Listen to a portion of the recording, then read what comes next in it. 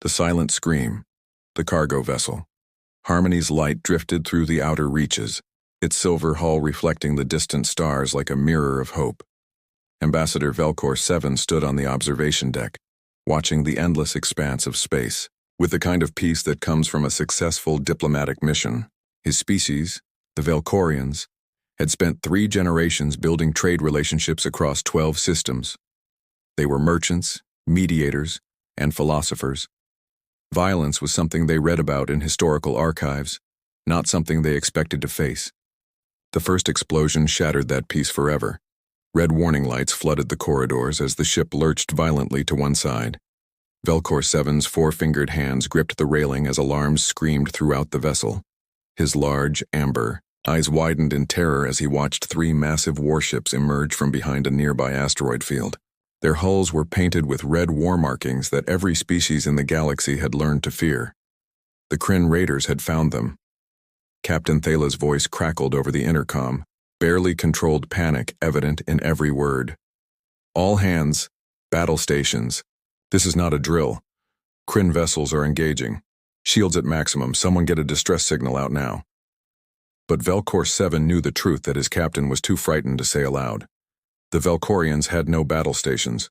Their shields were designed to protect against cosmic radiation, not military-grade plasma cannons. And worst of all, they were 3 days from the nearest Galactic Council patrol route. By the time help arrived, there would be nothing left but debris.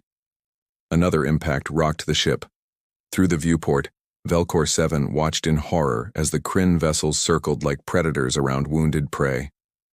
Their weapons fire was precise and cruel, targeting the engines first, then the communication arrays. They were not trying to destroy the Harmony's light quickly. They were disabling it, ensuring the crew could not escape, could not call for help, could not do anything but wait for the inevitable boarding parties. In the communication center, a young Velcorian named Sarah worked frantically at her console. Her webbed fingers danced across holographic controls as she tried every frequency, every channel, every possible way to send a message beyond their immediate space. The main transmitter was damaged, but the emergency beacon still functioned. It was old technology, primitive by modern standards, broadcasting in all directions without encryption or targeting. "I can send a basic distress call," Sarah reported to Captain Thala, her voice shaking. "But I cannot control who receives it. It will go out to everyone within range, including species we have never contacted." Captain Thala's face appeared on her screen, showing the green-skinned Velcorian commander with blood trickling from a wound on his forehead. "Do it. Send it everywhere. Someone, anyone, must hear us." Sarah's fingers moved across the controls. The message was simple, translated into 47 known languages simultaneously. "This is Velcorian vessel Harmony's Light. We are under attack by Kryn raiders at coordinates Sigma 794. Our defenses are failing. Requesting immediate assistance, please. If anyone can hear this, we need help." The message shot out into space, traveling at the speed of light in all directions. It passed through established trade routes where civilized species might hear it and debate whether intervention was worth the risk of Kryn retaliation. It traveled through neutral zones where independent ships might receive it and quietly change course to avoid trouble. And it reached into the dark spaces between mapped systems, into the regions where most species feared to travel. It reached the place where humans lived. Monitoring Station Omega 7 floated in the black between charted space and the human territories. For 70 years, humanity had maintained these silent watchers along their borders, listening to the galaxy's communications without participating in them. The station was small, crewed by only 12 people and designed to be invisible to conventional sensors. Its purpose was simple: observe, record, and report. Lieutenant Sarah Mackenzie was on duty when the distress call arrived. She was young, for her position, only 28. But humanity's military had learned to value sharp minds over gray hair. Her dark eyes widened as she listened to the message, then played it again, analyzing every detail. "Commander Rodriguez," she called out, her voice steady despite the adrenaline flooding her system. "We have an active distress call. Velcorian vessel under attack by Kryn forces. Commander Miguel Rodriguez moved to her station with the efficient grace of a career military officer. At 53, he had fought in the contact wars, the brutal conflicts that had introduced humanity to the galaxy's darker nature. His weathered face showed no emotion as he listened to the desperate plea, but his jaw tightened slightly. "Distance?" he asked. 4 hours at maximum FTL, Sarah responded. "The Velcorians are merchant-class non-combatants.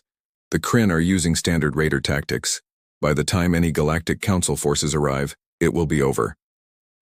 Rodriguez was quiet for a long moment. Every person on the station knew what he was thinking.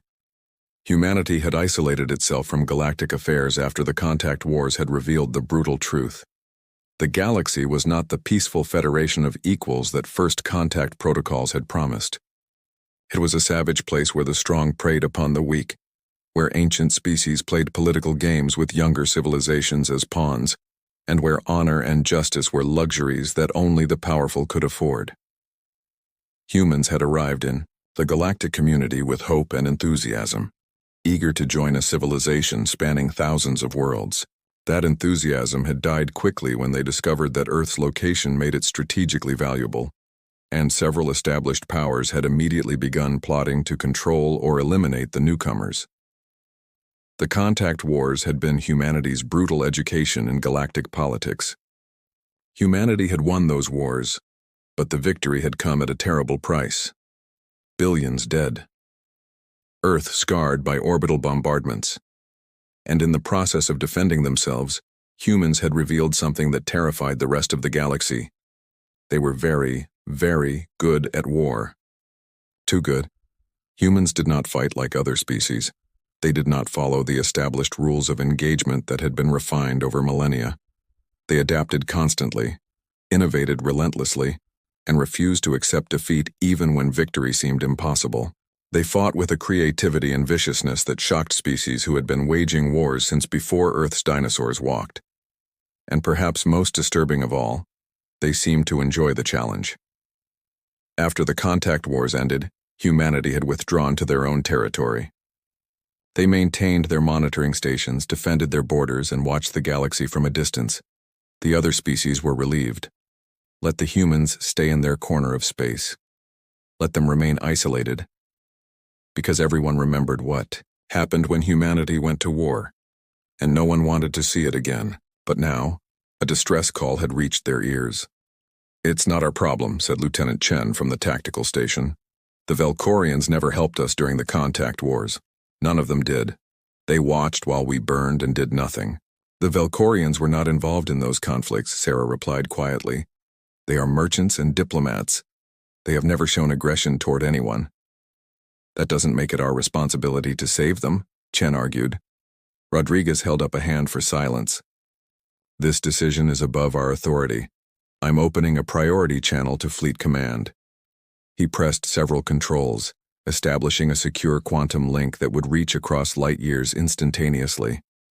"This is Monitoring Station Omega-7, requesting immediate contact with Admiral Command."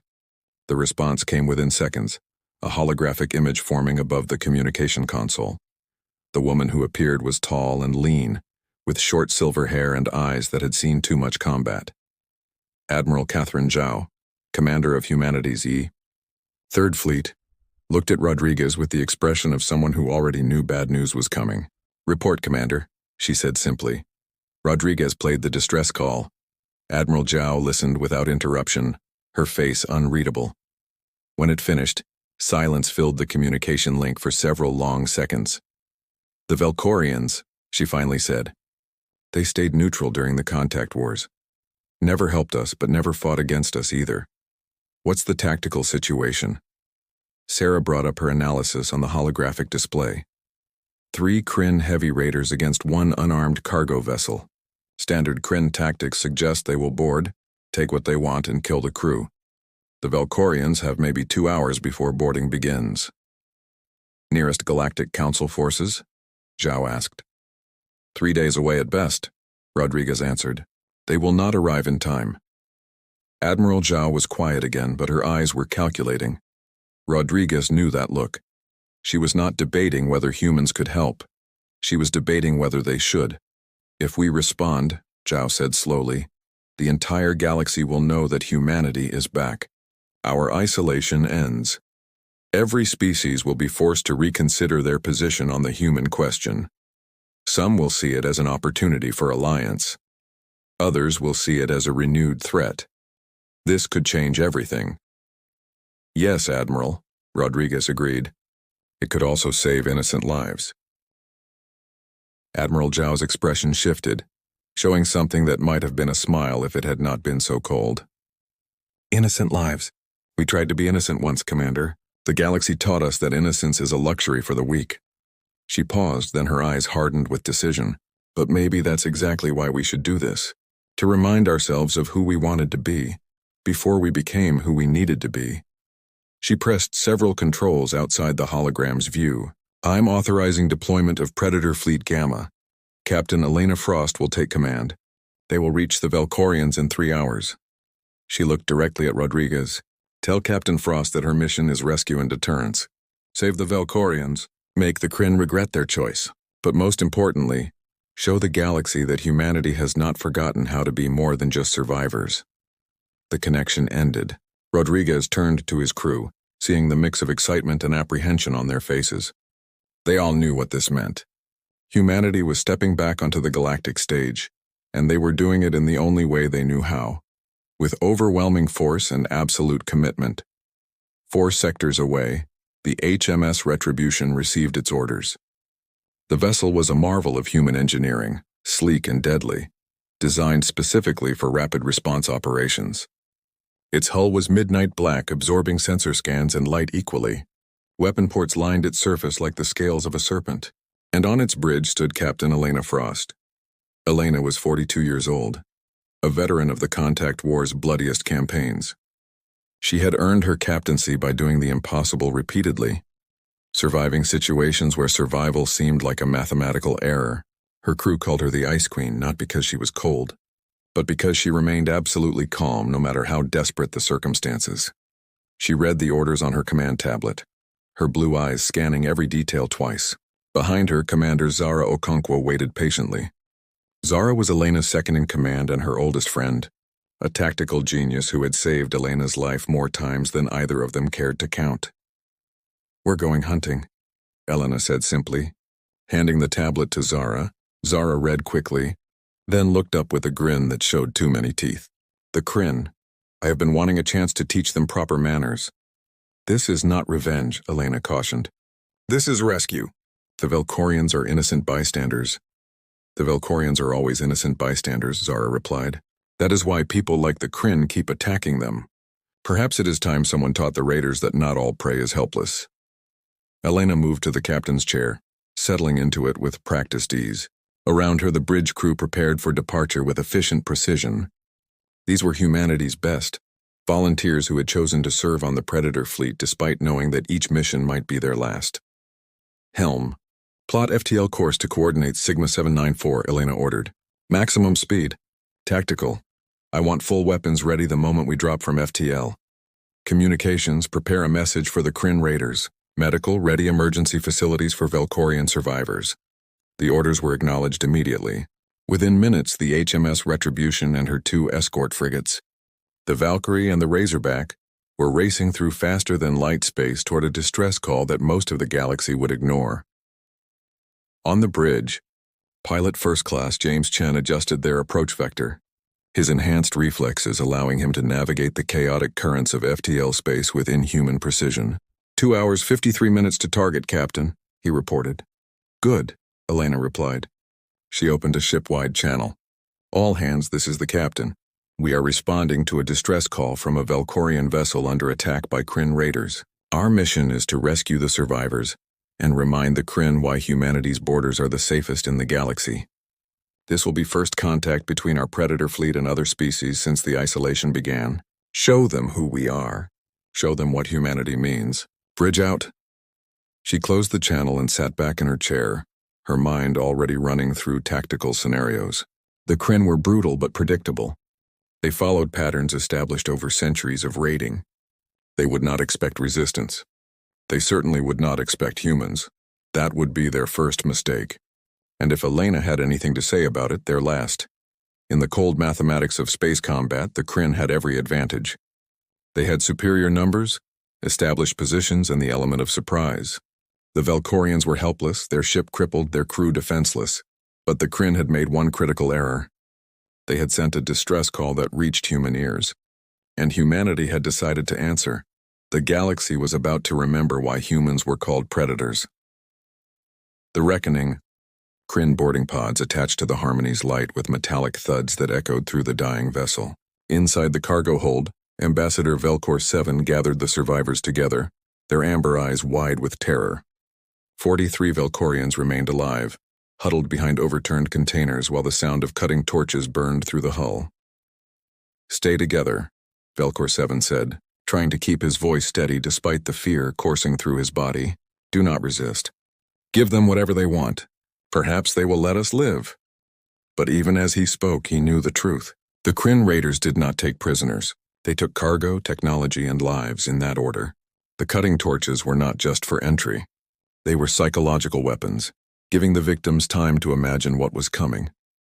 Young Sarah clutched her communications tablet, still trying desperately to boost their distress signal. "Someone has to hear us," she whispered. "Someone has to come." "No one is coming," said an older Valkorian named Torin, his voice bitter with resignation. "The galaxy does not care about merchants caught in the wrong place. We are acceptable losses in someone else's war." The cutting torches broke through. Atmosphere hissed as the seal was breached. Then came the Kryn themselves, towering figures in armored environmental suits, weapons raised. Their leader, a massive warrior with scars etched into his armor, surveyed the cowering Valkorians with cold amusement. "Cargo manifest," Warlord Crenshaw demanded, his translated voice harsh and mechanical. "Give it now and your deaths will be quick." Velcor 7 stepped forward, trembling but determined to protect his people as long as possible. He held out a data chip with shaking hands. "Here, everything we carry. Please, we are just traders. We have families waiting for us." Crenshaw snatched the chip, inserting it into his armor's interface. His eyes scanned the data, then he laughed, a sound like grinding metal. "Medical supplies, educational materials, seeds for farming." He threw the chip to the ground. "Nothing of value. You wasted our time with worthless goods."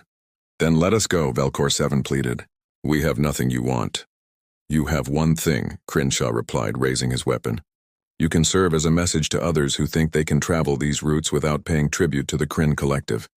The weapon charged, energy gathering at its core. The Valkorians closed their eyes, holding each other, waiting for the end. It never came. Instead, every light in the cargo hold went dark. The Kryn's helmet displays flickered and died. Emergency lighting failed to activate. Even the glow from charging weapons disappeared. Complete darkness filled the space, so absolute that the Kryn warriors spun in confusion, their training useless without their technological advantages. Then a voice spoke through every communication system on every ship in the area. It was calm, almost conversational, but it carried an undertone of something that made even the Kryn feel a primal fear they had forgotten they could experience. "Kryn raiders, this is Captain Elena Frost of the human vessel HMS Retribution. You are ordered to immediately cease hostile actions and withdraw from Valkorian space. This is your only warning." In the darkness of the cargo hold, Velcor 7 felt hope ignite in his chest like a small flame. But around him he heard something unexpected. The Kryn warriors were making sounds he had never heard from them before. They were afraid. "Impossible," Crenshaw snarled, switching to his suit's backup systems. "Humans do not leave their territory. This is a trick. Your weapon systems are offline," the voice continued, and there was almost amusement in it now. "Your shields are inoperative. Your engines are disabled. Your communications are being broadcast across every frequency in the sector. Right now, every species within 50 light-years knows exactly where you are and what you are doing. The only thing still functioning on your ships is life support, and that is only because we chose to leave it active." Emergency lighting finally flickered on, revealing the cargo hold in dim red illumination. The Kryn warriors stood frozen, their weapons dead in their hands. Through the breached hull they could see something that made their blood run cold. 3 human warships hung in space like patient predators. They had not been there moments ago. They had somehow appeared without triggering any sensors, without any warning.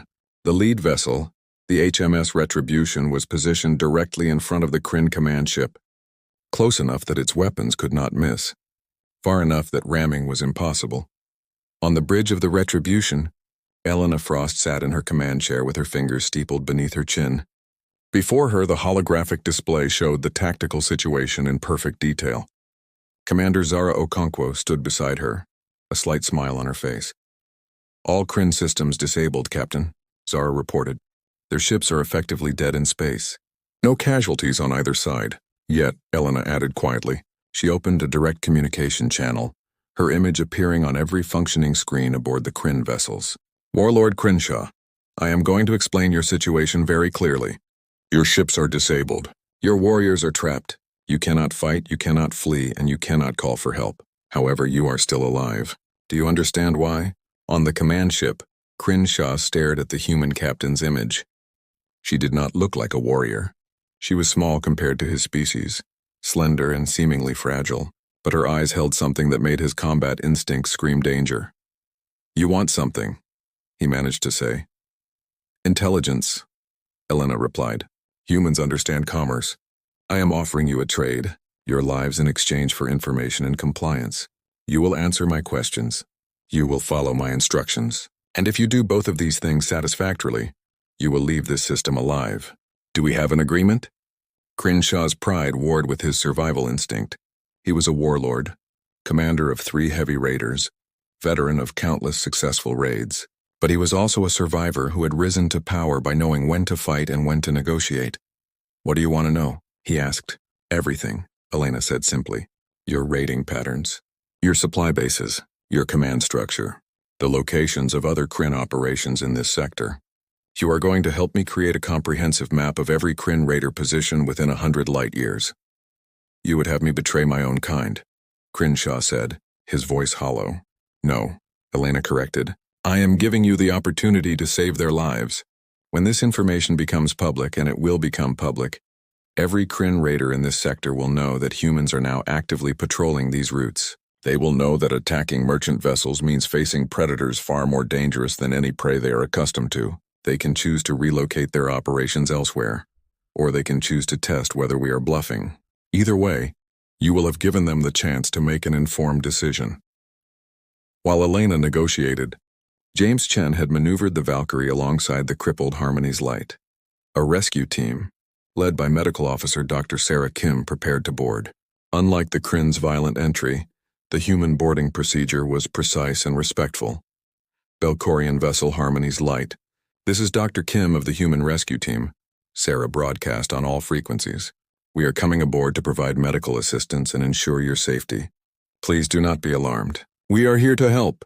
Inside the cargo hold, the Velkorians watched in amazement as a section of their hull simply opened, as if the metal itself had chosen to create a doorway. No cutting torches, no violence, just advanced technology manipulating matter at the molecular level. Human soldiers entered first, weapons ready but pointed at the ground, securing the Kryn warriors who offered no resistance.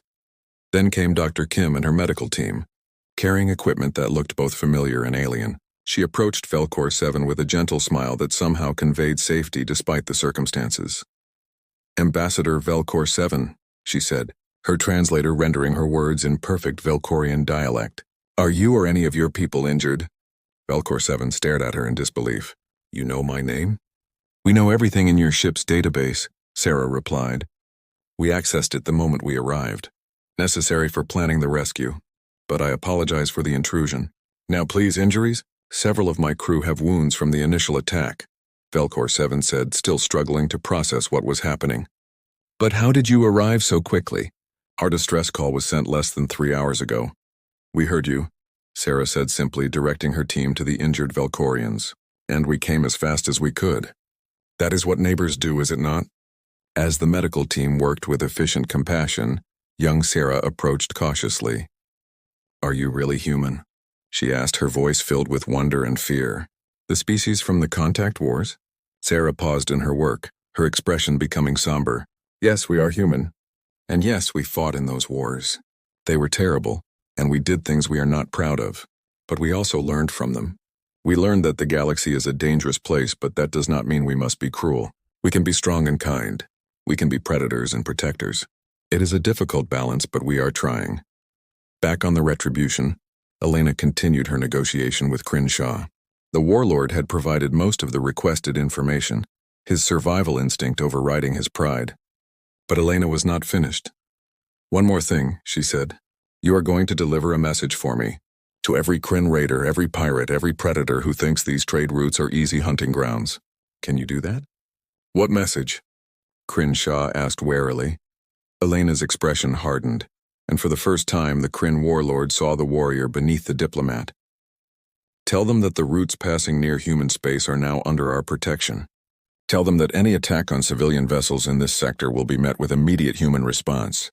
Tell them that we do not negotiate with raiders, we do not pay tribute, and we do not forget. And most importantly, tell them that if they want to test whether we are serious, we will be happy to provide a demonstration." She leaned forward slightly. "But also tell them this. Any raider who abandons their violent ways, who seeks honest work or refuge, can request asylum in human space. We understand that desperation drives many to raiding. We are willing to offer alternatives to those wise enough to take them. We are predators, but we are not monsters. The choice of which they face is entirely theirs." Crenshaw processed this, recognizing the calculated genius of it. The humans were not just threatening force. They were offering mercy to those who would take it, making continued raiding seem foolish rather than brave. They were rewriting the political calculation for every pirate in the sector. "You are more dangerous than the stories suggested," he said quietly. "The stories," Elena replied, "never tell the complete truth. We fought savagely in the contact wars because we were fighting for our survival against enemies who wanted to exterminate or enslave us. But we are not savage by nature. We are adaptive. We become what the situation requires. Right now, the situation requires us to be guardians." She stood from her chair. "Commander Okonkwo, restore minimal power to the Kryn vessels. Engines and navigation only. Warlord Crenshaw, you and your warriors will return to your ships and depart this system immediately.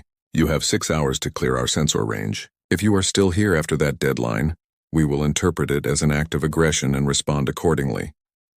"Understood," Crenshaw said. He hesitated, then added, "Human captain, why did you not simply destroy us? You had the advantage. You could have eliminated a Kryn raiding fleet without risk."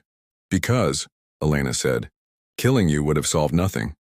3 more raiders would take your place. But letting you live, letting you spread the word about what happened here, letting the galaxy see that humans can show mercy even to enemies, that changes the calculation. That changes everything." She cut the communication. Around her, the bridge crew waited in silence. Finally, Zara spoke. "They will not all listen, Captain. Some will see mercy as weakness, some will," Elena agreed. "And those will learn otherwise.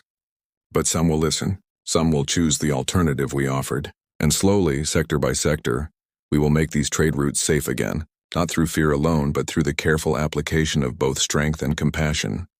An hour later, the Kryn vessels limped away into the dark, their warlord carrying a message that would ripple across the galaxy. On the Harmony's light, the Velkorian survivors gathered in their repaired cargo hold, watching as human engineers finished emergency repairs to their ship. Ambassador Velkor 7 approached Captain Frost as she inspected the work. "Captain, my people owe you our lives. We have nothing that could possibly repay this debt." Elena turned to him with a slight smile. "Ambassador, you owe us nothing. Your distress call gave us the opportunity to do something we have been wanting to do since the isolation began. You gave us the chance to remember who we wanted to be." "But why?" Velkor 7 asked. "Your species has every reason to hate the galaxy. After the contact wars, after everything that was done to your people, why would you help us?" Elena was quiet for a moment, choosing her words carefully. "During the contact wars, we learned that the galaxy is cruel. We learned that honor is rare and mercy is often punished. We learned to be hard, to be ruthless, to be the predators that others feared. But we also remembered something important. We remembered that we did not choose to become predators, it was forced upon us. And we decided that if we must be predators, we would be predators with purpose. We would be the ones who hunt the hunters. We would be the ones who protect the prey." She looked out at the stars through the viewport. "The galaxy taught us to be dangerous.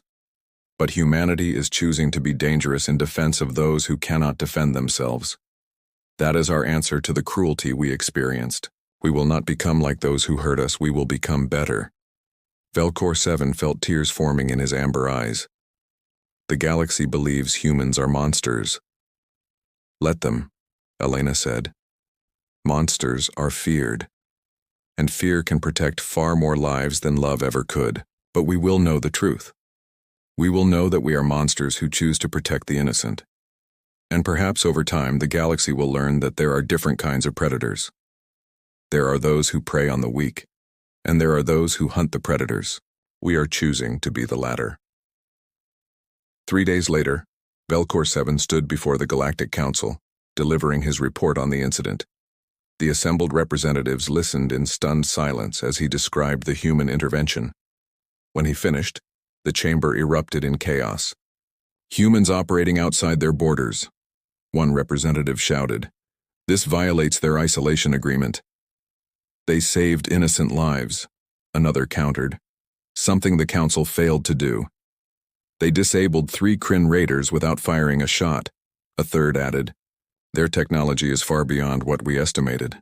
The debate raged for hours, but as Velcor 7 listened, he realized something profound. The galaxy was not debating whether humanity had done the right thing. They were debating what it meant that humanity had done anything at all. For 70 years, the other species had grown comfortable with human isolation. They had convinced themselves that Earth's warriors would remain in their corner of space forever.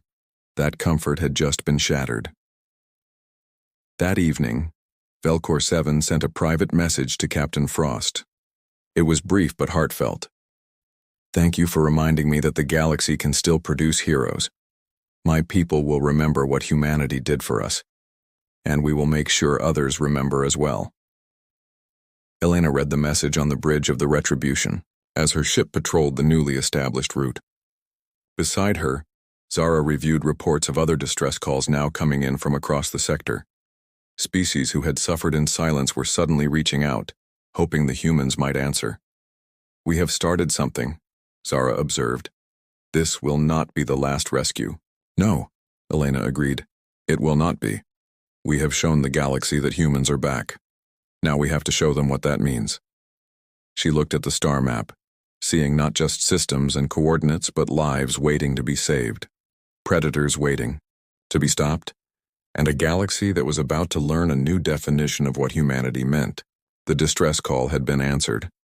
The Predator fleet had arrived, and the galaxy would never be the same.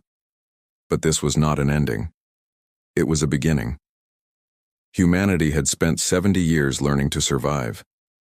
Now they were going to teach the galaxy what it meant to truly live without fear. And the lesson was just beginning.